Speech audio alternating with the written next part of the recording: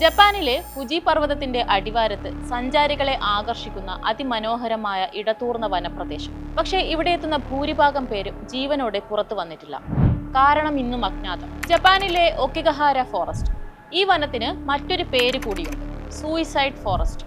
പ്രകൃതിയെ ഇഷ്ടപ്പെടുന്നവരല്ല ഇവിടെ എത്തുന്നവരിൽ പലരും, മറിച്ച് ജീവിതം അവസാനിപ്പിക്കാനുള്ള അവരുടെ ഫൈനൽ ഡെസ്റ്റിനേഷനാണിത്. ആത്മഹത്യകൾ തടയുന്നതിനും മാനസികാരോഗ്യത്തെക്കുറിച്ചുള്ള അവബോധം വളർത്തുന്നതിനുമുള്ള ശ്രമങ്ങൾ ഒരു വശത്ത് നടക്കുന്നുണ്ടെങ്കിലും ഒക്കിഗഹാര ഇപ്പോഴും നിരാശയുടെ പ്രതീകമായി തുടരുന്നു.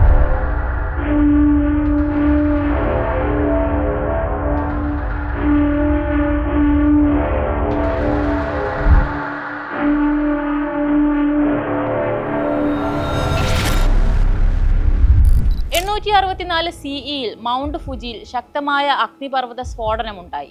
6 മാസം നീണ്ടുനിന്ന ആ പൊട്ടിത്തെറിയിൽ വലിയൊരു ലാവാപാടം രൂപം കൊണ്ടു. കഴിഞ്ഞ 1000 വർഷം കൊണ്ട് ഈ ലാവാപാടത്തിൽ നിബിഡ വനം വളർന്നു വന്നു. ഒക്കിഗഹാര എന്നാണ് ഔദ്യോഗിക നാമമെങ്കിലും ജപ്പാൻകാർ ആ വനത്തെ വിളിക്കുന്നത് ജുക്കായ് എന്നാണ്, വനസാഗരം എന്നർത്ഥം. അതെ, ഇടതൂർന്ന മരങ്ങളാൽ തിങ്ങി നിറഞ്ഞ കടൽ. ടോക്കിയോയിൽ നിന്ന് ഏതാനും മണിക്കൂറുകൾ മാത്രം അകലെയുള്ള യമനാഷി പ്രിഫെക്ചറിലെ ഒരു ജനപ്രിയ ഹൈക്കിംഗ് സ്ഥലമാണ് ഒക്കിഗഹാര.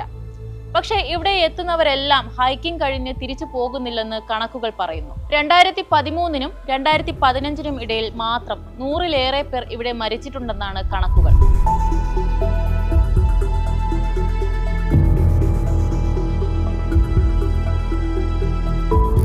എന്താണ് ഒക്കിഗഹാരയ്ക്ക് പിന്നിലെ രഹസ്യം?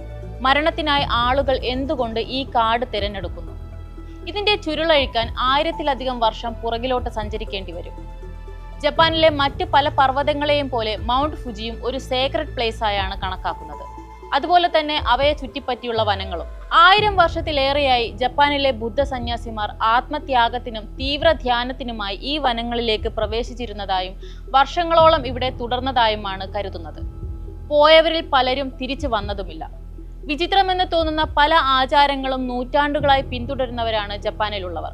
അതിലൊന്നാണ് സോക്കുൻഷി ബുൾസു, സന്യാസിമാർ ജീവനോടെ സ്വയം അടക്കം ചെയ്യുന്ന ആചാരം. ഇവർ സ്വയം മമ്മിയായി മാറുമെന്നാണ് വിശ്വാസം.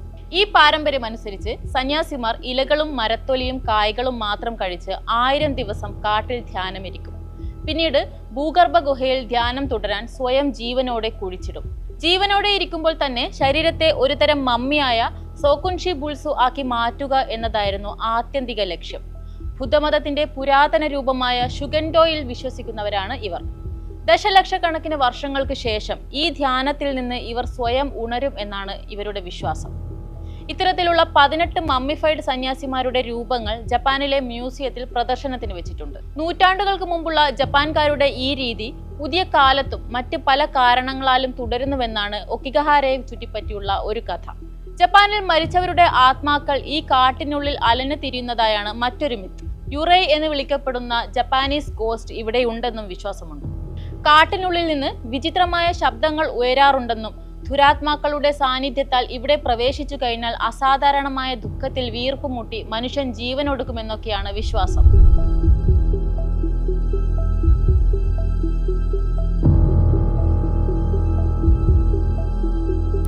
ഈ വനത്തിൽ എന്തെങ്കിലും നെഗറ്റീവ് എനർജി ഉണ്ടോ എന്നും ഇവിടെ എന്തെങ്കിലും പാരാനോർമൽ ആക്ടിവിറ്റികൾ നടക്കുന്നുണ്ടോ എന്നൊക്കെ പഠനങ്ങൾ നടത്തിയിരുന്നു. ചില സിനിമകളും കഥകളും പറയുന്നത് പോലെ ഇവിടെ എത്തുന്നവർ ഒരു ഹാലൂസിനേഷനിൽ പെട്ടുപോകുന്നുണ്ടോ എന്ന് മനസ്സിലാക്കാൻ വേണ്ടിയായിരുന്നു ഇത്തരത്തിലുള്ള പഠനങ്ങൾ. എന്നാൽ ഈ പറയുന്ന പോലെ നെഗറ്റീവ് എനർജികളും പാരാനോർമൽ ആക്ടിവിറ്റികളും ഒന്നും ഈ വനത്തിൽ ഇല്ലെന്ന് മടങ്ങി വന്നവർ പറയുന്നു. ഇടതൂർന്ന മരങ്ങളാൽ തിങ്ങി നിറഞ്ഞ കാട്ടിൽ വഴിതെറ്റിപ്പോകാനുള്ള സാധ്യത വളരെ കൂടുതലാണ്.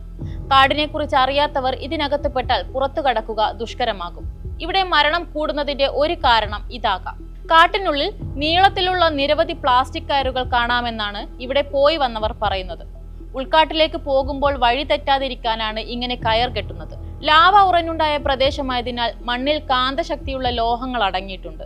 അതിനാൽ ദിശയറിയാനുള്ള കോമ്പസ് ഇവിടെ കൃത്യമായി പ്രവർത്തിക്കാറില്ല. മൊബൈൽ നെറ്റ്വർക്കും.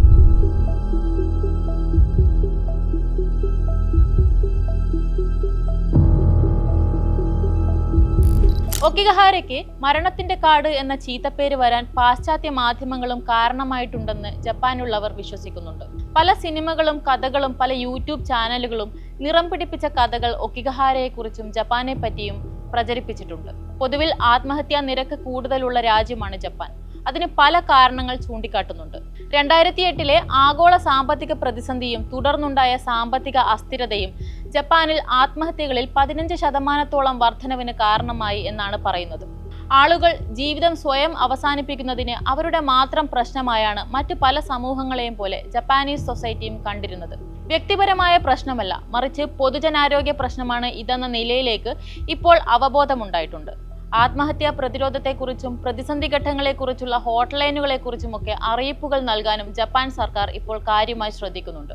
ഒക്കിഗഹാരയിലേക്ക് പ്രവേശിക്കുന്നതിന് മുൻപ് തന്നെ സന്ദർശകർക്ക് ജീവിതത്തിലേക്ക് തിരിച്ചു വരാനും ആത്മഹത്യ തടയാനുമുള്ള ബോർഡുകൾ കാണാം. സുരക്ഷാ ക്യാമറകളും പരിശീലനം നേടിയ വളണ്ടിയർമാരെയുമാണ് ഒക്കിഗഹാരയിലേക്ക് എത്തുന്ന സന്ദർശകർക്ക് ഇപ്പോൾ കാണാനാകുക. സോഷ്യൽ സ്റ്റിഗ്മകൾ മാറ്റിവെച്ചാൽ സാഹസികത ഇഷ്ടപ്പെടുന്ന പ്രകൃതിയെ സ്നേഹിക്കുന്നവർക്ക് അനുയോജ്യമായ ഇടമാണ് ഒക്കിഗഹാര.